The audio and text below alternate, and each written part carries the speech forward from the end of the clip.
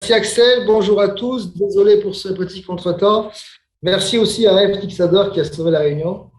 Voilà, donc je vais vous faire une petite présentation sur une réflexion qui est basée sur la visite de plusieurs structures que j'ai faites en France, parce que j'audite plusieurs structures un peu dans toute la France.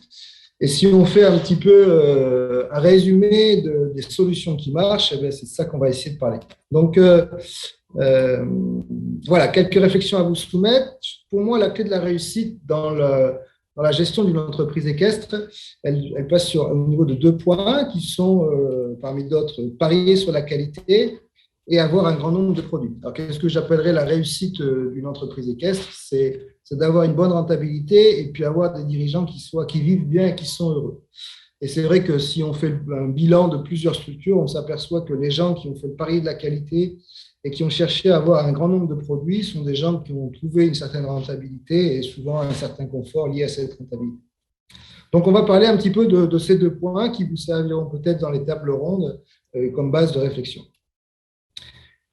Alors, la qualité, qu'est-ce que c'est? Alors, en tout cas, ce n'est sûrement pas que le luxe, le standing et le haut de gamme. Voilà. La qualité, c'est un certain nombre de choses, et moi, je définirais la qualité comme le soin apporté à ce que l'on fait, et aussi une adéquation entre ce pourquoi a été fait une chose et ce, au final, ce qu'elle est.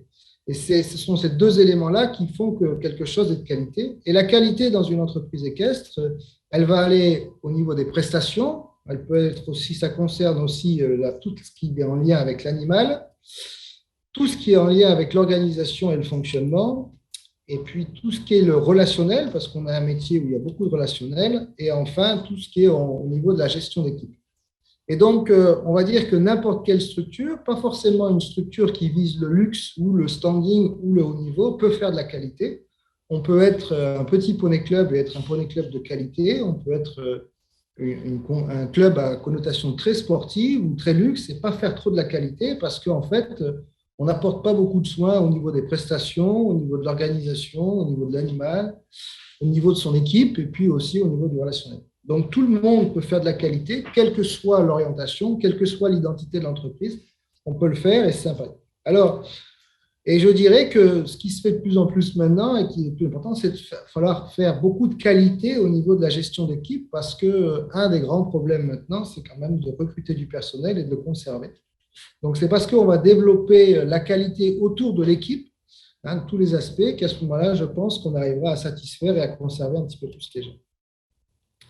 Alors, la qualité, ça peut être, si on essaie de trouver des synonymes, moi je dirais que ça, dedans, il y a la notion d'organisation, il y a l'encadrement, il y a la courtoisie, c'est à mon avis important, il y a tout ce qui est en lien avec la formation, l'attention, la propreté, euh, la joie, la rigueur, l'écoute, la performance, la progression, la politesse, la disponibilité, la planification et tous ces mots-là, ce sont des mots où chacun peut trouver un petit peu un sujet, ou en tout cas peut trouver un bout de qualité, et ce sont des éléments qui sont importants. La politesse, je pense que c'est un élément qui est très important. La gentillesse, on est dans un métier avec beaucoup de relations humaines, et donc tous ces éléments-là, ils sont importants. Donc, si on fait attention à tous ces éléments-là, eh bien, forcément que quelque part, on va tirer vers la qualité et ça s'en ressortira sur la rentabilité et sur le bien-être des gens. Alors, après, au niveau de la qualité, ce qu'il faut faire attention, c'est que c'est subjectif. C'est une notion qui est subjective, c'est-à-dire qu'elle est propre à chacun. C'est une notion qui est relative, elle dépend un peu du référentiel et des attentes des gens et elle est évolutive. Parce que la qualité, il y a quelques temps, n'est plus la même qualité aujourd'hui. Euh, il y a la notion de qualité, il y a celle du dirigeant et celle du client. Et des fois, ce sont deux choses qui sont très différentes. Et des dirigeants peuvent avoir le sentiment de faire de la qualité et en face de eux, ils peuvent avoir des clients qui n'ont pas forcément cette notion de qualité. Donc, c'est un élément à bien prendre en compte.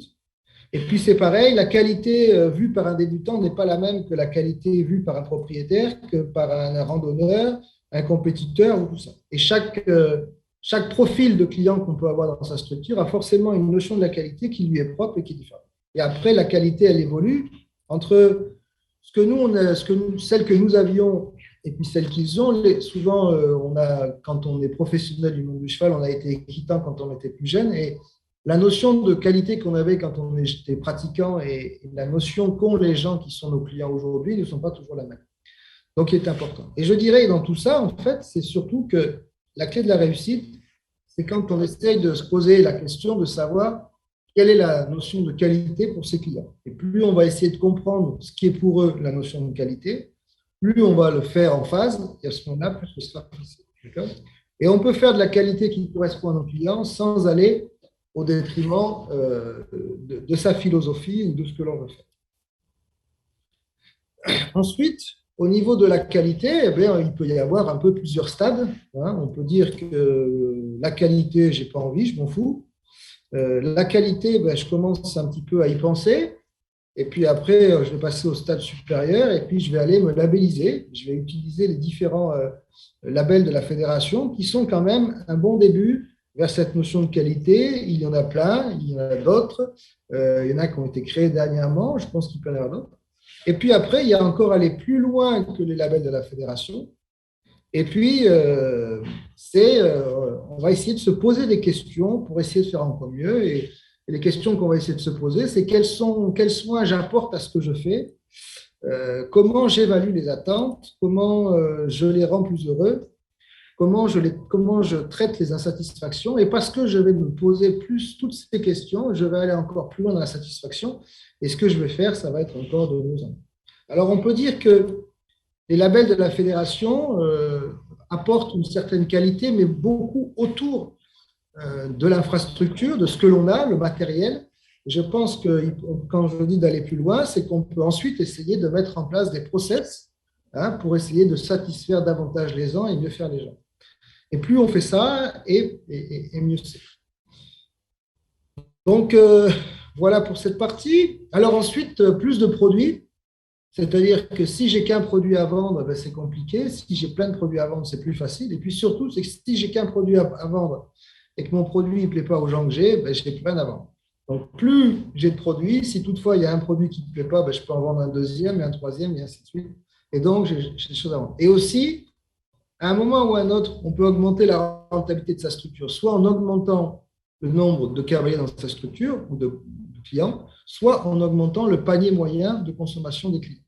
Et si on arrive vite à saturation où on est limité au niveau de la quantité de gens qui peuvent venir dans ma structure, le panier, il peut considérablement augmenter. Et là, il y a des perspectives qui sont beaucoup plus intéressantes. Et on va augmenter le panier parce qu'on va augmenter le nombre de produits qu'on a à vendre. Donc, c'est un deuxième élément qui est assez important. Alors, si on compare à un restaurant, c'est quoi avoir plusieurs produits? Un restaurant, il pourrait, pour avoir plusieurs produits, c'est faire différents plats. D'accord? Je fais de la choucroute, je fais des pizzas, je fais des plats chinois et puis je fais aussi des fruits de mer. Voilà. Donc ça, je peux avoir plusieurs produits comme ça. Mais ça, c'est pas facile parce que ça veut dire qu'il faut que je sache faire de la pizza, ça veut dire qu'il faut que je sache faire de la choucroute, il faut que je sache faire des plats différents. Et à chaque plat, quelque part, correspond à un profil de cuisinier plus ou moins spécifique pour mettre un peu d'âme à ce qu'il fait. Donc, ce n'est pas toujours facile d'essayer de beaucoup diversifier. Par contre, ce que je peux, c'est essayer de donner une identité à mon restaurant et puis l'appeler une pizzeria. Et à ce moment-là, le plus de produits, je vais essayer de le trouver dans mes pizzas et je vais chercher à faire des pizzas, mais je vais essayer d'en faire plein. Et à ce moment-là, je vais trouver beaucoup de produits, mais toujours dans ma spécialité. Et ça, c'est bien plus facile à faire, d'accord? Et puis surtout, c'est que c'est quelque chose qui me plaira plus parce que si j'ai un âme de pizzaiolo, ça me sera plus facile de faire plein de pizzas différentes plutôt que de faire de la choucroute ou de vendre des fruits de mer. Donc ça, c'est une première chose. Et puis, si on continue dans cette idée, on va dire qu'une pizza, c'est simple, hein, c'est une pâte, c'est une base crème, et puis ce sont des ingrédients. Et avec ça, en variant ces trois éléments, eh bien, je vais faire plein de pizzas. Je vais arriver à faire un nombre de pizzas autant que je veux, autant que mon imagination me le permet. Eh bien, si je transpose ça à une entreprise équestre, l'équitation, c'est exactement pareil. C'est-à-dire qu'une prestation équestre, c'est forcément un équidé, c'est un contenu technique, et puis c'est une durée de prestation. Et avec ça, eh bien, en combinant ces choses-là, je peux arriver à faire un certain nombre de produits. Et puis, plus j'apprends à le faire, et bien plus je peux trouver des nouveaux produits, des stages, des séances de perfectionnement, des anniversaires. Je peux faire des produits écoles, je peux faire des produits pour les entreprises, je peux faire tout ça. Et ce qui est important, c'est de parler en produits, parce que quand une école vient vous voir, dire que vous leur proposez de l'équitation, c'est un peu flou et un peu vague pour eux, ça ne les intéresse pas. Si vous leur dites que vous avez un produit spécial école, vous allez beaucoup plus les intéresser. Et dans votre produit école, eh bien, vous allez définir des critères par rapport à leurs attentes et leurs besoins. Et plus on va faire ça, plus on va trouver de produits et plus on aura de choses à vendre. Ce qu'il faut faire attention aussi dans certaines structures, c'est parce que l'on veut satisfaire un peu tout le monde, on perd la possibilité de faire des stages parce que quelqu'un qui va, pour un exemple un peu concret, quelqu'un qui veut faire sauter ses chevaux dans un cours de 10, c'est compliqué d'enchaîner un parcours. Donc, il a la possibilité soit de faire un cours un peu plus long pour satisfaire les gens, mais à ce moment-là, ce sera compliqué parce qu'il va être débordé dans le temps et les gens ne seront pas contents. Par contre, il peut très bien créer des séances de perfectionnement obstacle à côté de ses cours, où il y a plus de temps, où c'est vendu en plus des cours, et ça lui permettra de créer un nouveau produit et de proposer aux gens que dans le cadre des cours, on peut enchaîner que 4 obstacles, et si on doit enchaîner un parcours complet, eh bien, on va aller faire une séance de 2 heures un dimanche ou un jour férié. Et c'est comme ça que l'on trouve, plusieurs produits. Et quand on ne fait pas ça, eh bien, en général, quand on veut être trop généreux, on se tire une balle dans le pied parce qu'on ne peut plus faire de produits après. Voilà pour ça. Aussi, une chose qui est importante, c'est que on fait souvent les choses dans le but de quelque chose. Voilà. On fait rarement une chose pour rien, sinon on a tendance à errer. Donc cette notion de faire quelque chose avec un objectif, elle est intéressante parce que l'objectif, ça motive, l'objectif, ça stimule, ça donne envie, ça fidélise et puis ça fait consommer. Donc plus je vais faire des produits dans mes produits, plus je vais donner un objectif à chaque produit, plus ce sera facile et plus je vais inciter les gens à faire. Et le meilleur exemple d'un produit avec un objectif, c'est la compétition. Parce qu'en fait, la compétition, l'objectif, c'est de gagner une épreuve, c'est de faire un championnat, c'est d'y participer, ça peut dépendre. Et donc, quand on fait de la compétition, derrière ça ou en amont de ça, on peut vendre et produire beaucoup plus de prestations. Donc, cette logique, on peut la dupliquer avec plein d'autres prestations et d'essayer de donner un objectif à chaque produit que l'on crée. Et ces produits, et ces objectifs, ça peut être un examen, ça peut être un spectacle, ça peut être une randonnée, ça peut être un challenge interne, et ainsi de suite. Et plus on va travailler avec un objectif, et plus les gens seront fidèles, auront envie de continuer, parce qu'on pourra toujours travailler dans l'objectif de quelque chose. Si on fait des produits sans but, eh bien vite les gens s'ennuient. Parce qu'on commence l'équitation dans le but de faire de l'équitation, mais ensuite, on fait de l'équitation dans le but de quelque chose. Les débutants, le simple fait de venir à l'équitation, c'est un but en soi pour eux. Mais après, on a envie de courir après quelque chose. Et si on propose des choses sans un objectif ou sans un but, eh bien, ça perd de l'intérêt et les gens ne s'impliquent pas là-dedans. Donc, il faut essayer de travailler dans tous les produits qu'on peut trouver avec cette notion d'objectif. Et il y en existe bien d'autres. Alors, aussi, un peu dans cette notion d'objectif, et ce qui est important, et ce qui permet de trouver des produits, c'est que si mon métier, ça consiste à vendre de la randonnée, je peux aller en haut de cette montagne en une seule journée. Je vais tout droit, et à ce moment-là, je vais vendre des randonnées d'une journée.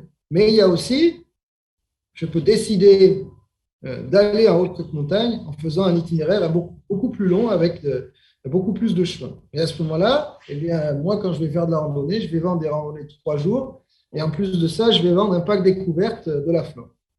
Eh bien, si je fais de la randonnée rouge, j'aurai beaucoup plus de choses à vendre. Et puis, si je fais de la randonnée bleue, eh bien, j'aurai beaucoup moins de choses à vendre.